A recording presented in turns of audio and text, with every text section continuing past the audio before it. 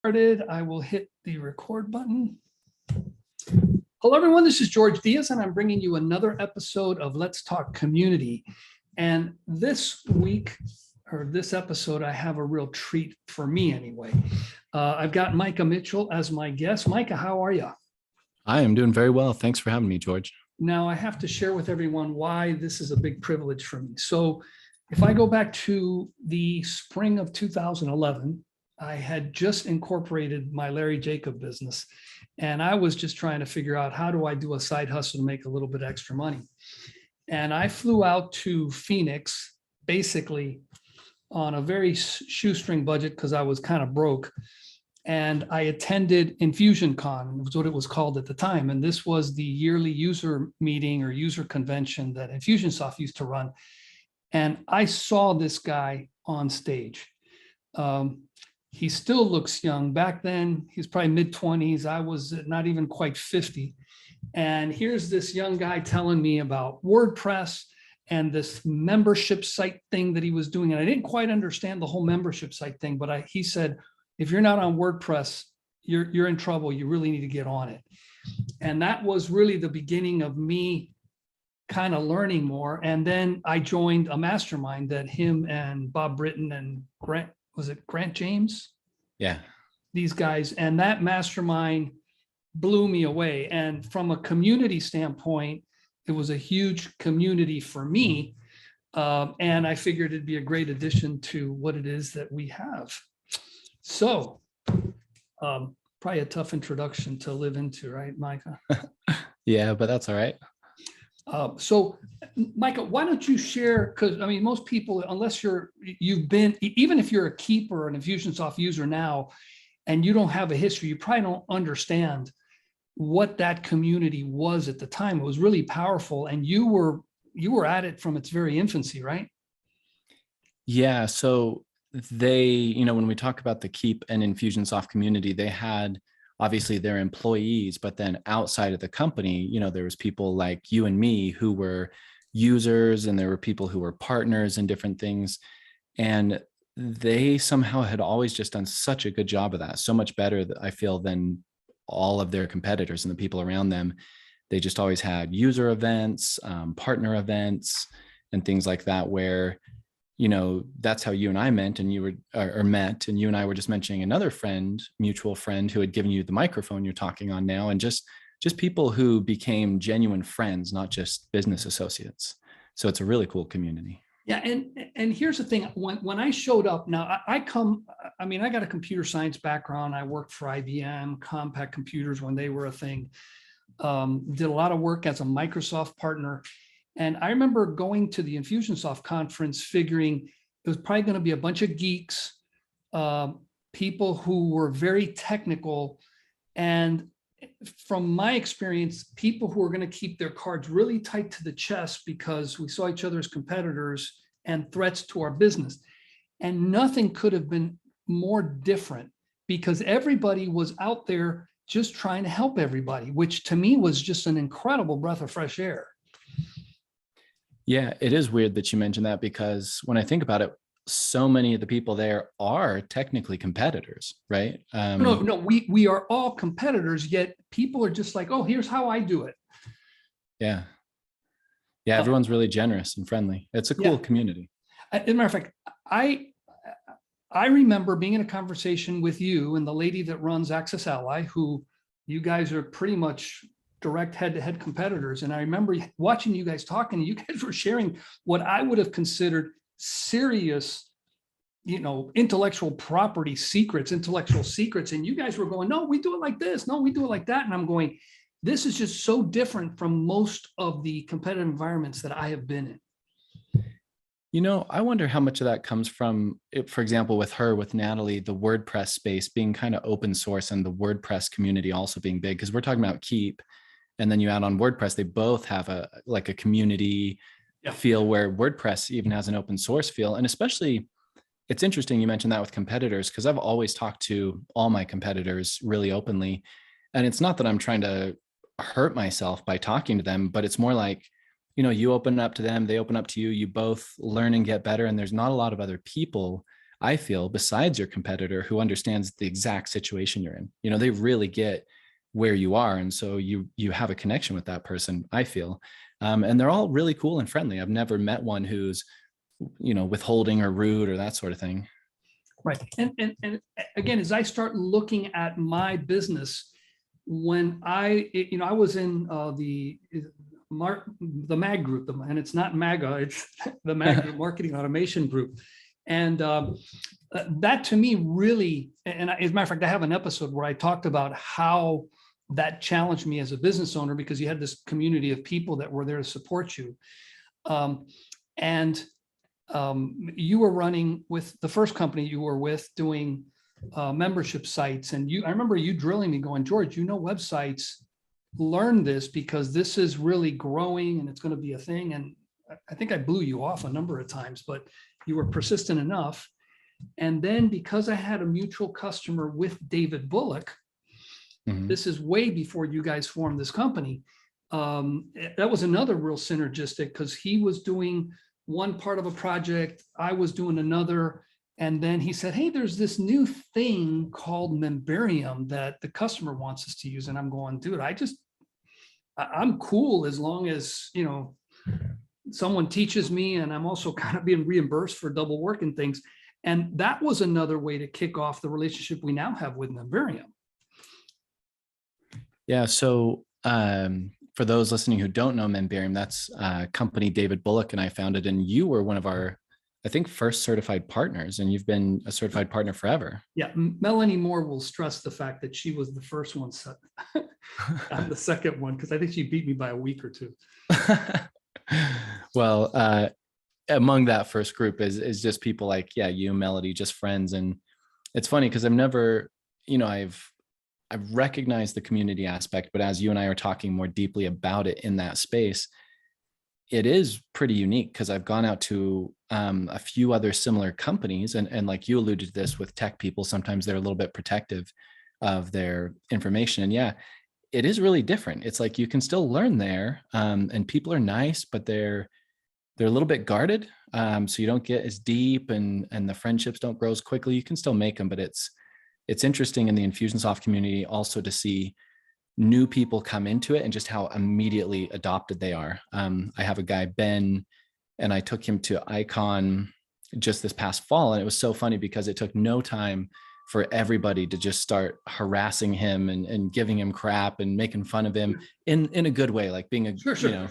you know, they just feel like, oh, he's one of us automatically. And I think it has that vibe for everybody, you know? Yeah. And by the way, that continues, because I saw Ben, and he was with Tracy, who's, now I guess intimately involved with Membarium. He's the guy behind Wishlist Member. And when he walked into the conference, back in April, Ben introduces him. Hey, he's someone just joined the company. And I assumed he was just like another marketing guy or something. Come to find out, he's the guy who founded Wishlist Member, which to me meant tons, because I've been in this membership space now long enough to know that they were one of the pioneers in the space. And so he was just so friendly and one-on-one, until someone later told me, hey, you probably want to talk to him because he's got some stuff you might want to learn about. Yeah, it's interesting because Tracy, like you mentioned, he's the guy. So I just bought Wishlist Member from him. And he's come on board for a while to just help with strategic partnerships. And I don't know how much he'll be able to help, on the Membarium side, or how much Dave will want him to help on that side or not. But I love having him on the team because his network is crazy. Talk about community. He knows like the who's who of every internet marketer, and he's known them for 20 years or more. So I think it's kind of the internet marketing community, maybe, more so than other tech communities, because I feel like Traffic and Conversion, Ryan Dice and those guys, they have a really great community as well. Yeah. And Russell Brunson, there's a few of them I think they understand the idea of, tribes, whatever the buzzword is, but just getting like-minded people together who, once they all meet each other and they realize like, hey, we have the same profession, you can support me, I can support you. Nobody else, I think one of the keys is nobody else understands them as well, right? And they don't get that at home necessarily. They love their family, but they don't get to dive into some of those subjects like they do. I've missed a few years here and there going to some of those events. And whenever I've missed, I've felt, like, oh, I'm missing out on something. I miss my friends. But then when I go back, it's like, it was just yesterday that I saw him last. So it's really cool. Yeah, no, I'm with you. I'm with you. Now when I go back to a lot of the people that were in our original mastermind, it's interesting how we've all kind of stayed in touch. We were right before we started the call, Micah referenced his Yeti mic, and I told him about my Yeti mic because Tony, one of the guys that was in the group, he just mailed me a microphone because I do a lot of recordings, and he was tired of watching me with either, one of those head mics or earphones. And he says, come on, George, you got to be respectable. He spent $100 on sending me a Yeti mic. I've had it for years, but that was something like out of the blue. It was in my mailbox and I'm going, what is this? And I called him to thank him, but he would also edit. I'm a much better writer now, but he would edit my posts. Hey, George, please, man, can you quit comma splicing? Can you put a period here every once in a while? And it was like something like that, where someone really takes an honest interest in, in you, your business, and your success. And that's just really a trip. Yeah, well, the mastermind you mentioned that we were all in together, I think it was a great example of this where, Bob was good at sales, Bob Britton, Grant was good at leads, and I was good at kind of fulfillment delivery. And, I really wasn't good at sales and leads, not like them, not at all like them, And so people like you who joined the group, I think everybody who came in had different skill sets. So initially you were maybe learning from me and Bob and Grant a little bit, right? For the first meeting or two or something, but pretty quickly it became stuff like that, where Tony's helping you, you're helping Sarah, Sarah's helping, everybody's helping everybody. And it's so nice because the things that I suck at that would take me so much mental, emotional energy and time, somebody else in the group is just like, oh yeah, you just do this. Here it is, done. So you were one of those, oh, George, don't sweat it. Here's how you do it. And then Bob would be on the sales, George, you got to do a sales funnel and here's how you do it. And, I'd fly up to Rochester, New York, where he lives, and he'd get this whiteboard and he'd just start, come on, George, we can pull this off. And it was like, how much time would it have taken me by myself to figure that out? I mean, it's just not practical. No, it's not. And this, I'm not sure if the people listening to this are trying to build their own community. Is that the case usually? I mean, sometimes now, like I mentioned while we were prepping, we do a lot of work with Buddy Boss. Mm-hmm. And Buddy Boss is a way to build membership sites, online course sites with a community aspect to it. And I want to say it's a good initial attempt in that direction. And I think building a community in general is just really difficult unless you have a natural community and now the technology is supporting it. Because people, it's like, oh God, I have so many places to log into and check that, it's just not practical. But more and more as these tools become better and as people become more, adept at the non-technical side, it is gaining a lot of momentum. Yeah, I think the community tools are getting better. It makes me think of a conversation I had recently with Tracy where he was saying, and you've probably heard this too, it might have been Stu McLaren who really coined it, but people will come for the content and stay for the community.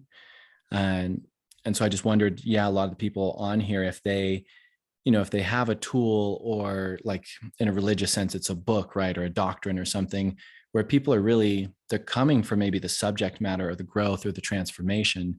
And then the community is like the sustaining aspect of that, right? Like, okay, you got the vision, but to reach the destination, you're going to need help. You're going to need a group, right, to travel with. But yeah, it is interesting to see people try to start a community from scratch without like an organizing principle where they're like, oh, hey, I'm going to charge a bunch of people some amount of money to come be part of this community, right? And that is a super hard sell because not only is it really difficult, but then you got to get them like all at the same time or it doesn't work and all this kind of stuff.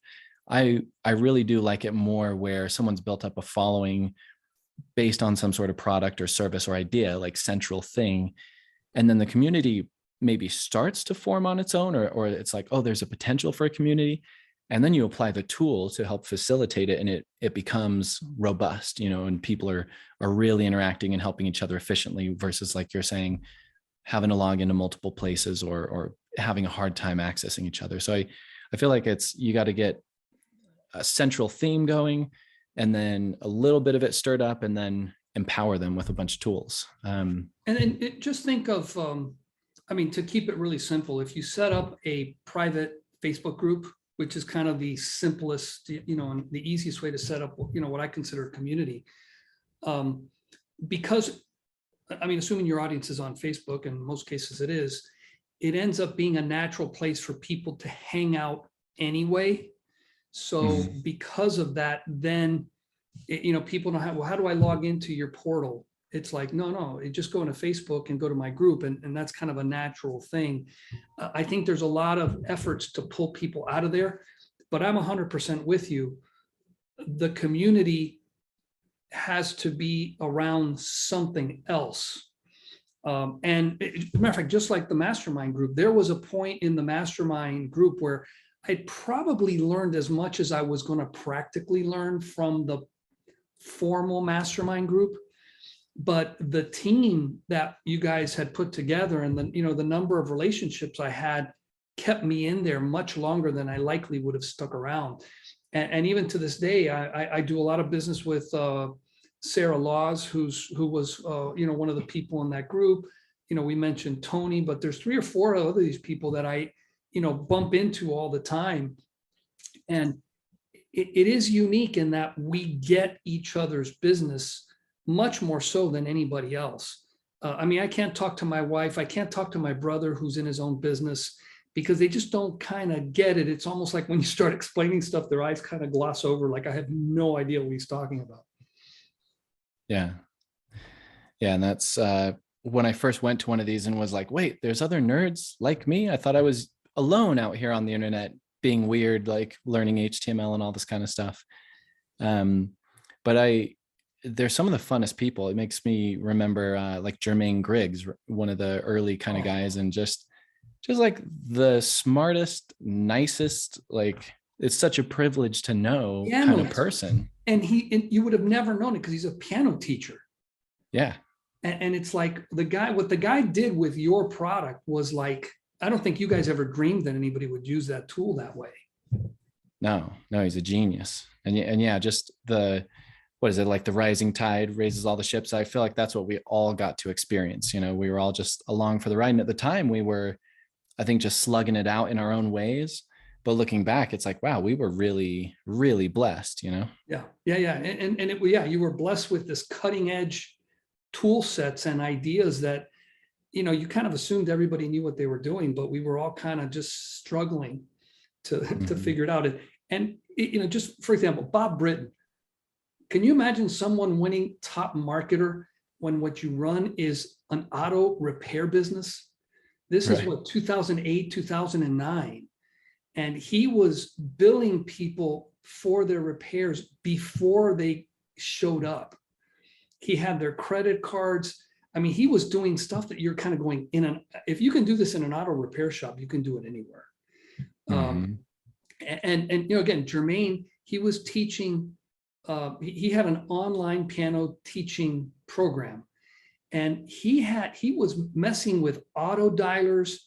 I remember when he was on stage explaining that he would do bogus calls, not bogus, but they were staged calls that were intended to get to people's voicemail. He didn't want to talk to people. He wanted to leave them a message as if he had called. And he said he tested it out on his grandmother, and his grandmother called him back going, "Why the heck are you leaving me messages? Just call me back later." But it was so authentic the way he did it that he was automating personal interactions using the tools, which was like just phenomenal. Yeah, it was ridiculous to talk about scaling a community, like having the tools and the tech and the intelligence to make each person feel like they have a personal connection, really, really cool stuff. Yeah, thinking about like you said, the people, the technology, all the different things being right on the edge of that as these communities came online was really cool. it's been interesting too to see, like you said, the Facebook group. So there's all these online communities, and then when different communities have a live event and bring people together in person, right? Either for the first time or the annualized events. I don't know. I just think it's so interesting. COVID threw a wrench in that, obviously. So seeing it come back this past year has been cool. Like a little bit fewer people, but I think the people showing up are also more of the kind of aggressive, like diehards. Yeah. It's interesting you mentioned the whole COVID thing. So I've been a part of several church communities, men's groups. And when COVID hits, we would meet, one group would meet every Monday, the other one group would meet every Friday. And I wasn't that involved at the time in the Friday group, but those guys very quickly started meeting on Zoom. And here is a group of guys that would meet every Friday, coffee, donuts, that kind of thing. And then, speakers, and, we're just trying to, further our spiritual walk and, stay close knit. And all of a sudden we're meeting on a Zoom call, and we went from meeting 50 to 60 guys every Friday to 40 to 50 guys on Zoom every Friday. I mean, I just want to say the power of community. People need to be connected. And, again, COVID put a stop to that. And when I saw them do it, I kind of told these guys, hey, I've got a Zoom line. Why don't we just try it out? And that group, the average age in that group is like, I'm a baby in that group. They're like in their mid 70s. We had a couple of guys that are almost 90 and then me on the bottom end in my 50s. And now we can't get these old guys off of Zoom. I mean, some of them are still scared of COVID, but others, it's kind of like, this is really convenient. I don't have to leave my house to be in community. So it's amazing how that kind of forced, the environment to figure out how do you do community, because it's just something that everybody needs. Yeah, and it was interesting because initially I think a lot of people were like, oh, it's just not the same online. It's not the same online. It's not as good as in person. But now people have, I guess, just gotten used to it. It's not like the technology got better. Zoom was already Zoom, but people have just adapted, and now it's so normal to have everything, like you're saying, church support groups and things like that. And even I know a lot of church programs are broadcast, because not everyone's coming in. And so it's just amazing to see it change and change so quickly. I think especially for us internet marketers who initially saw it moving so slow, and then for it to get like a 5-10 year boost all at once was kind of crazy. Yeah. I mean, during COVID, we helped a homeschool group that used to teach arts only in person at 3 schools in New Jersey go completely online from one semester to the next. And it was almost just a matter of survival, but they would never go back. Now, I mean, they're now meeting in person. I mean, you can't teach dance online very well, but they're administering everything online, the meetings with the parents, a lot of the, so the community is now hybrid. We have another, Bible, kind of like a Bible study materials organization. And they've built, a bunch of these challenges similar to the marketing challenges that you and I know about. And it's kind of like, read the Bible in a year challenge. And it's really taken on, you watch them start, and within a month, they got 600-700 people. And it's like, wow. And that's a site that eventually will become a community, but they did kind of what you mentioned is, let's get the content going, and then let's let a community grow naturally out of it. Yeah. That sounds, every time I feel like you see those that are the most successful, that's always what happened. I don't know really of any where they just said it's a community from the beginning. That probably existed, back when they had speakers organizations and things like that were big, but I don't know if much of that's going on anymore in that format. You know what I mean? Yeah. And by the way, the only one of my Buddy Boss projects that is only a community is a dating site for Reformed Christians. Oh, interesting. Okay. Go figure.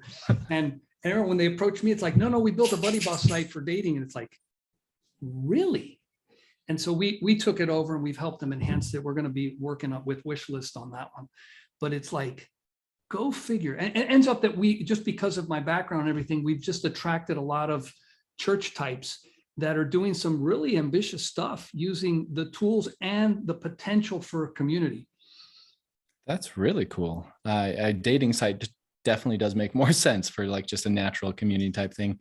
It makes me think probably some of the tech you're making in that dating site could be used for businesses, like putting together accountability partners or matchmaking Yes. for, it's cool. It's really cool. Yeah, and I'm kind of going, there's enough Reformed Christians to fill up a site, and it's like, oh yeah. I just, that was kind of a blind spot in my Christian community. It's like, really, go figure. And Interesting. that one's doing really well. So Tracy and I are working on that one a little bit. Cool. That's awesome. So, hey, Micah, thank you so much for joining me. We've had our discussion on community. I want to thank you for joining me and for the years of mentoring. Your products continue to be kind of crucial to our business. Yeah, man. Well, thank you for always being such a good friend, and it's always good to see you. Very good. Hey, have a good one. You too. Thanks, George.